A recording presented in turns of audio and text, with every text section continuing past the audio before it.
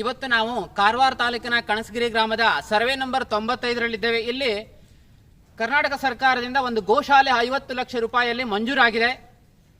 ಕಾರವಾರ ಜಿಲ್ಲಾ ನಿರ್ಮಿತಿ ಕೇಂದ್ರದ ವತಿಯಿಂದ ಕಣಸಗಿರಿ ಗ್ರಾಮದಲ್ಲಿ ಈ ಗೋಶಾಲೆಯನ್ನು ನಿರ್ಮಾಣ ಮಾಡಿದ್ದಾರೆ. ಗೋಶಾಲೆ ಯಾವ ರೀತಿ ಇದೆ ಇದ್ರ ಬಗ್ಗೆ ಒಂದು ಕಲ್ಪನೆಯನ್ನು ಕೊಡ್ತೇನೆ. ಹೇಗೆ ಈ ಗೋಶಾಲೆ 50 ಲಕ್ಷ ರೂಪಾಯಿಗಳ ಗೋಶಾಲೆ ಯಾವ ರೀತಿಯಾಗಿ ಕಳಪೆ ಕಾಮಗಾರಿಯನ್ನು ಮಾಡಿದ್ದಾರೆ, ಇದರಲ್ಲಿ ಲಕ್ಷಾಂತರ ರೂಪಾಯಿಗಳ ಭ್ರಷ್ಟಾಚಾರ, ಅವ್ಯವಹಾರ, ಒಂದು ಕಳಪೆ ಮಟ್ಟದ ಕಾಮಗಾರಿ ಮಾಡಿದರೆ ಇದರ ಒಂದು ಪ್ರತ್ಯಕ್ಷ ನಿದರ್ಶನ ನೀವು ಕಾಣಬಹುದು. ಇದರಲ್ಲಿ ಸ್ಪಷ್ಟವಾಗಿ ಇದು ಸುಮಾರು 10 ಎಕರೆ ಜಾಗ ಇದೆ. ನೀವು ಕಾಣಬಹುದು ಈ 10 ಎಕರೆ ಜಾಗದಲ್ಲಿ ಗೋಶಾಲೆಯನ್ನ ನಿರ್ಮಾಣವನ್ನು ಮಾಡಿದರೆ, ಈಗಾಗಲೇ ಉದ್ಘಾಟನೆಯನ್ನ ಮಾಡಿದರೆ. ನಾಳೆ ಗೋವುಗಳನ್ನ ಇಲ್ಲಿ ಕಟ್ಟಿದ್ರೆ ಗೋವು ಎಷ್ಟರ ಮಟ್ಟಿಗೆ ಸುರಕ್ಷಿತ ಇದೆ, ಯಾಕೆಂದ್ರೆ ಸುತ್ತಮುತ್ತ ಇಲ್ಲಿ ಕಾಣಬಹುದು ಕಾಡು ಇದೆ. ಇಲ್ಲಿ ಯಾವುದೇ ರೀತಿ ಫೆನ್ಸಿಂಗ್ ಇಲ್ಲ. ಸಿಂಹಗಳು, ಹುಲಿಗಳು ಬಂದು ಇಲ್ಲಿ ಗೋವುಗಳನ್ನ ತಿನ್ನಬಹುದು. ಈ ರೀತಿಯಲ್ಲಿ ಯಾವುದೇ ರೀತಿಯಲ್ಲಿ ಸುರಕ್ಷತಾ ಕ್ರಮಗಳನ್ನು ಕೈಗೊಳ್ಳದೆ, ಫೆನ್ಸಿಂಗ್ ಅನ್ನ ಮಾಡದೆ, ಯಾವುದೇ ರೀತಿ ಗೋವುಗಳಿಗೆ ರಕ್ಷಣೆಯನ್ನು ನೀಡದೆ ಈ ರೀತಿ ಗೋಶಾಲೆಯನ್ನ ಬೇಕಾಬಿಟ್ಟಿಯಾಗಿ ಕಟ್ಟಿದ್ದಾರೆ. ಈ ಗೋಶಾಲೆಯ ಕಾಮಗಾರಿಯನ್ನು ನೋಡಿದ್ರೆ ಗಮನಕ್ಕೆ ಬರುತ್ತೆ. ಇಲ್ಲಿ ಗೋಶಾಲೆಯನ್ನ ಇದನ್ನ ಸುಮಾರು 5 ಫೀಟ್ ಹೈಟ್ಗೆ ಕಟ್ಟಿದ್ದಾರೆ. ಇಲ್ಲಿ ಕಾಣುತ್ತೆ ನೇರವಾಗಿ ಮಳೆ ಭೀಕರವಾಗಿ ಇಲ್ಲಿ ಮಳೆ ಬರುತ್ತೆ. ಈಗಾಗಲೇ ಮಳೆಯಿಂದ ಒಳಗಡೆ ನೀರು ಹೋಗುತ್ತೆ. ವಾಸ್ತವದಲ್ಲಿ ಸಾಮಾನ್ಯವಾಗಿ 7 ಫೀಟ್ ಕಟ್ಟಿದ್ರೆ ಇದರಲ್ಲಿ ಸಾಮಾನ್ಯವಾಗಿ ಮಳೆಯಿಂದ ಒಳಗೆ ನೀರು ಬರುವುದನ್ನ ತಡಿಬಹುದು. ಅಥವಾ ನೀವು ಈ ಗ್ರಿಲ್ ಅನ್ನ ಇದರನ್ನ ಕಾಣಬಹುದು. ಇದು ವಾಸ್ತವದಲ್ಲಿ ಬಜೆಟ್ ಕಾಪಿಯಲ್ಲಿ ಇಲ್ಲಿ GI ಗ್ರಿಲ್ ಅನ್ನ ಹಾಕಬೇಕು, ಆದ್ರೆ ಇವರು ಮೆಸ್ ಅನ್ನ ಇದನ್ನ ಮಾಡಿದ್ದಾರೆ. ಇದು ಹೆಚ್ಚು ಬಾಳಿಕೆ ಬರುವುದಿಲ್ಲ. ಯಾವುದೇ ಸ್ವಲ್ಪ ಪ್ರಮಾಣದಲ್ಲಿ ಇದು ಏನಂತ ಹೇಳಿದ್ರೆ ಅದು ಇದಾಗಬಹುದು. ನಾಳೆ ದಿನಗಳಲ್ಲಿ ಈ ಗೋವುಗಳನ್ನ ಗೋಶಾಲೆಯಲ್ಲಿ ಕಟ್ಟಿದ್ರೆ ಆ ಗೋವುಗಳು ಅಸುರಕ್ಷಿತ ಆಗ್ಬಹುದು, ಇದು ಬೀಳ್ಬಹುದು. ಈ ರೀತಿಯಲ್ಲಿ ಕಾಮಗಾರಿಯನ್ನ ಅತ್ಯಂತ ಕಳಪೆ ಮಟ್ಟದಲ್ಲಿ, ಅತ್ಯಂತ ಅವ್ಯವಹಾರದಿಂದ ಕೂಡಿದಂತ ಕಾಮಗಾರಿಯನ್ನ ಮಾಡಿದರೆ. ಈ ಟೋಟಲ್ ನಾವು ಈ ಒಂದು ಕಾಮಗಾರಿಯ ಎಲ್ಲ ಬಿಲ್ಗಳನ್ನ EMB ಬಿಲ್ಸ್ಗಳ ಜೊತೆಗೆ ಟ್ಯಾಲಿ ಮಾಡಿ ನೋಡಿದಾಗ, ಟೋಟಲ್ ಬಜೆಟ್ ಕಾಪಿಯನ್ನು ನೋಡಿದಾಗ ಇದರಲ್ಲಿ ಲಕ್ಷ ರೂಪಾಯಿಗಳ ಅವ್ಯವಹಾರನ್ನ ಜಿಲ್ಲಾ ನಿರ್ಮಿತಿ ಕೇಂದ್ರದವರು ಮಾಡಿರುವಂತದ್ದು ಗಮನಕ್ಕೆ ಬರ್ತದೆ. ಸಾಕಷ್ಟು ಅವ್ಯವಹಾರಗಳನ್ನ ಪ್ರತ್ಯಕ್ಷವಾಗಿ ಕಾಣಬಹುದು. ಇಲ್ಲಿ ನಿಮಗೆ ಕಾಣುತ್ತೆ, ಇಲ್ಲಿ ಇವರು ಇದರ ಪ್ರಕಾರ ಗಟರ್ ಶೀಟ್ಗಳನ್ನ ಇಲ್ಲಿ ಹಾಕಬೇಕಿತ್ತು, ಆದ್ರೆ ಇಲ್ಲಿ ಹಾಕಿದ ಬಿಲ್ ಅನ್ನ ಕ್ಲೇಮ್ ಮಾಡಿದರೆ. ಇಲ್ಲಿ ಕಾಣಬಹುದು, ಇಲ್ಲಿ ಯಾವುದೇ ರೀತಿ ಅದರ ಬಗ್ಗೆ ಉಲ್ಲೇಖ ಅದನ್ನ ಅಳವಡಿಸಲೇ ಇಲ್ಲ. ಅದೇ ರೀತಿಯಲ್ಲಿ ಸಾಕಷ್ಟು ಗೋಲ್ಮಾಲ್ಗಳು ಇದರಲ್ಲಿ ಗಮನಕ್ಕೆ ಬರುತ್ತೆ. ಕಾಂಕ್ರೀಟ್ ಬ್ಲಾಕ್ಗಳನ್ನ ಇದನ್ನ ಕನ್ಸ್ಟ್ರಕ್ಷನ್ ಮಾಡಲಿಕ್ಕೆ ಕಾಂಕ್ರೀಟ್ ಬ್ಲಾಕ್ಗಳು 5300 ಕಾಂಕ್ರೀಟ್ ಬ್ಲಾಕ್ಗಳ ಅವಶ್ಯಕತೆ ಇದೆ ಅಂದಾಜು ಪಟ್ಟಿಯ ಪ್ರಕಾರ. ಆದರೆ ಇವರು 3120 ಕಾಂಕ್ರೀಟ್ ಬ್ಲಾಕ್ ಅನ್ನ ಬಳಕೆ ಮಾಡಿದ ಬಿಲ್ಗಳು ಮಾತ್ರ ಅವೈಲೇಬಲ್ ಇದೆ. ಉಳಿದ ಕಾಂಕ್ರೀಟ್ ಬ್ಲಾಕ್ಗಳ ಬಗ್ಗೆ ಮಾಹಿತಿ ಏನು?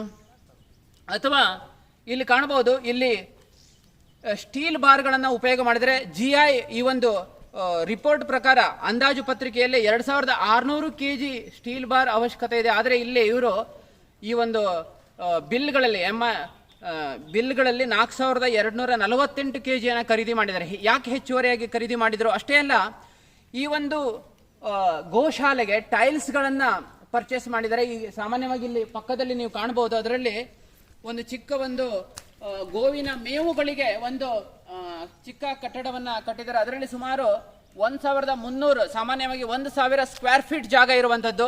ಆದರೆ ಇಲ್ಲಿ EMB ಬಿಲ್ಲಲ್ಲಿ ಇವರು 11483 ಸ್ಕ್ವೇರ್ ಫೀಟ್ ಟೈಲ್ಸ್ ಅನ್ನ ಖರೀದಿ ಮಾಡಿದ್ದಾರೆ. ಇಷ್ಟು ಅವಶ್ಯಕತೆ ಇದೆಯಾ ಇಲ್ಲಿ? ಹಾಗಾದ್ರೆ 10,000 ಸ್ಕ್ವೇರ್ ಫೀಟ್ ಟೈಲ್ಸ್ ಎಲ್ಲಿ ಹೋಗಿದೆ? ಅದ್ರ ಬಗ್ಗೆ ಯಾರು ಲೆಕ್ಕ ಕೊಡುವವರು? ಅಂದ್ರೆ ಈ ಹಣವನ್ನ ಬೇಕಾಬಿಟ್ಟಿಯಾಗಿ ಖರ್ಚು ಮಾಡಿದ್ದಾರೆ. ಇದ್ರ ಬಗ್ಗೆ ಉತ್ತರವನ್ನ ಜಿಲ್ಲಾ ನಿರ್ಮಿತಿ ಕೇಂದ್ರದವರು ಕೊಡಬೇಕಾಗಿದೆ.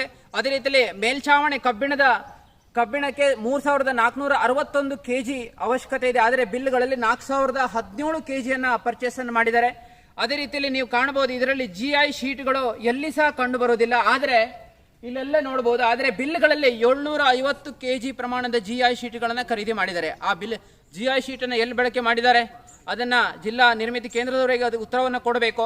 ಅಷ್ಟೇ ಅಲ್ಲ, MS ಪೈಪ್ಗಳ ಜೋಡಣೆ ಪತ್ರಿಕೆಯಲ್ಲಿ ಸುಮಾರು 88 ಮೀಟರ್ ಅಂತೇಳಿ ಅಳವಡಿಸಿದರೆ, ಆದರೆ 290 kg ಪೈಪನ್ನು ಖರೀದಿ ಮಾಡಿದ್ದಾರೆ. ಅದೇ ರೀತಿಯಲ್ಲಿ ಸಾಕಷ್ಟು ರೀತಿ ಅವ್ಯವಹಾರಗಳು ಗಮನಕ್ಕೆ ಬರುತ್ತೆ ಇದರಲ್ಲಿ.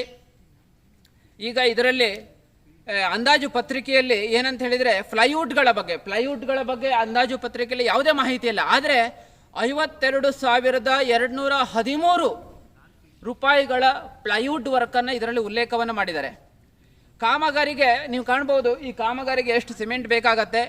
ಮ್ಯಾಕ್ಸಿಮಮ್ ಅಂತ ಹೇಳಿದ್ರೆ 325 ಚೀಲ ಸಿಮೆಂಟ್ ಅವಶ್ಯಕತೆ ಇರ್ತದೆ. ಆದರೆ ಇವರು 675 ಸಿಮೆಂಟ್ ಚೀಲವನ್ನು ಪರ್ಚೇಸ್ ಮಾಡಿದ್ದಾರೆ. ಉಳಿದ ಸಿಮೆಂಟ್ ಚೀಲವನ್ನು ಎಲ್ಲ ಬಳಕೆ ಮಾಡಿದ್ದಾರೆ. ಹೀಗೆ ಸಾಕಷ್ಟು ಅವ್ಯವಹಾರಗಳು ನೀವು ಕಾಣ್ಬೋದು. ಇದರಲ್ಲಿ ಈ ಕಟ್ಟಿಗೆ ಒಂದು ಕಾಮಗಾರಿಗೆ ಈಗ ಪ್ಲೈವುಡ್ಡಿನ ಸಂಬಂಧಪಟ್ಟಂತ ಅಥವಾ ಈಗ ಯಾವುದೇ ಒಂದು ಡೋರ್ಸ್ ಅಥವಾ ವಿಂಡೋಸ್ ಕಾಮಗಾರಿಗೆ ಸುಮಾರು 10 ಕಾರ್ಪೆಂಟರ್ಗಳ ಅವಶ್ಯಕತೆ ಸಾಕಾಗತ್ತೆ. ಆದರೆ ಇಲ್ಲಿ ಇವರು ಸರಿಸುಮಾರು 311 ಕಾರ್ಪೆಂಟರ್ ಹೆಲ್ಪರ್ಗಳಿಗೆ ಪೇಮೆಂಟ್ ಅನ್ನು ಮಾಡಿದ್ದಾರೆ. ಇಷ್ಟು ಅವಶ್ಯಕತೆ ಇಲ್ಲೇ ಹೋದ್ರು ಹೆಚ್ಚುವರಿಯಾಗಿ ಕಾರ್ಪೆಂಟರ್ಗಳನ್ನು ಬಳಕೆ ಮಾಡಿದ್ದೇವೆ ಅಂತೇಳಿ ಬಿಲ್ಲನ್ನು ಪೇಮೆಂಟ್ ಮಾಡಿದ್ದಾರೆ. ಒಟ್ಟಾರೆ ಲಕ್ಷ ರೂಪಾಯಿಗಳ ಅವ್ಯವಹಾರ ಇದರಲ್ಲಿ ಗಮನಕ್ಕೆ ಬರುತ್ತೆ. ನೀವು ಇದರಲ್ಲಿ ಕಾಣಬಹುದು, ಇಲ್ಲಿ ಪಾಯಕ್ಕೆ ಜಲ್ಲಿಕಲ್ಲನ್ನು ಉಪಯೋಗ ಮಾಡಿದ್ದಾರೆ, ಮರಳನ್ನು ಉಪಯೋಗ ಮಾಡಿದ್ದಾರೆ, ಪಾಯದ ಕಲ್ಲುಗಳನ್ನು ಉಪಯೋಗ ಮಾಡಿದ್ದಾರೆ. ಆದರೆ ನಮಗೆ ಇವರ EMB ಬಿಲ್ಲು ಅದೇ ರೀತಿಯಲ್ಲಿ ಈ ಒಂದು RTIದಲ್ಲಿ ಮಾಹಿತಿ ಪಡೆದಾಗ ಅದ್ರ ಬಗ್ಗೆ ಆ ಪಾಯದ ಕಲ್ಲು ಎಲ್ಲಿಂದ ಪರ್ಚೇಸ್ ಮಾಡಿದ್ದೇವೆ, ಅದ್ರ ಬಗ್ಗೆ ಎಲ್ಲಿಂದ ಬಂತು, ಅದ್ರ ಬಗ್ಗೆ ಬಿಲ್ಸ್ ಇರ್ಬೋದು, ಅದು ಯಾವುದೇ ಮಾಹಿತಿ ಇಲ್ಲ. ಅದನ್ನು ಯಾರು ಕೊಟ್ಟರು, ಯಾರು ಡೊನೇಟ್ ಮಾಡಿದ್ರು, ಎಲ್ಲಿಂದ ಬಂತು, ಅದನ್ನು ಜಿಲ್ಲಾ ನಿರ್ಮಿತಿ ಕೇಂದ್ರದವರೇ ಅದಕ್ಕೆ ಉತ್ತರವನ್ನು ಕೊಡಬೇಕು. ಒಟ್ಟಾರೆ ಈ ಒಂದು ಕಣಸಗಿರಿ ಸರ್ಕಾರಿ ಗೋಶಾಲೆ ಹೆಸರಿನಲ್ಲಿ ಜಿಲ್ಲಾ ನಿರ್ಮಿತಿ ಕೇಂದ್ರದ ಅಧಿಕಾರಿಗಳು ಲಕ್ಷ ರೂಪಾಯಿಗಳ ಹಣವನ್ನ, ಗೋವಿನ ಹೆಸರಿನಲ್ಲಿ ಬಂದಂತ ಹಣವನ್ನ ಲೂಟಿ ಮಾಡಿರುವಂತದ್ದು ಪ್ರತ್ಯಕ್ಷವಾಗಿ ಇವತ್ತು ಗೋಚರ ಆಗ್ತಾ ಇದೆ. ಇದು ದುರಂತ ಇದೆ. ನಮ್ಮ ಕಾರವಾರದಲ್ಲಿ ಬೀಡಾಡಿ ದನಗಳು ಇವತ್ತು ರಸ್ತೆಯಲ್ಲಿದೆ. ಅಂತ ಬೀಡಾಡಿ ದನಗಳಿಗೆ ಒಂದು ನೆಲೆ ಆಗ್ಬೇಕಂತೇಳಿ ಕಣಸಿರಿ ಗ್ರಾಮದಿಂದ 10 ಎಕರೆ ಜಮೀನಿನಲ್ಲಿ ಒಂದು ವಿಶಾಲವಾದಂತಹ ಗೋಶಾಲೆಯನ್ನು ನಿರ್ಮಾಣ ಮಾಡಬಹುದಿತ್ತು. ಆದರೆ ದುರ್ದೈವ ಅಂತ ಹೇಳಿದ್ರೆ ಸರ್ಕಾರಿ ಅಧಿಕಾರಿಗಳ ಭ್ರಷ್ಟಾಚಾರದಿಂದಾಗಿ ಗೋವುಗಳನ್ನು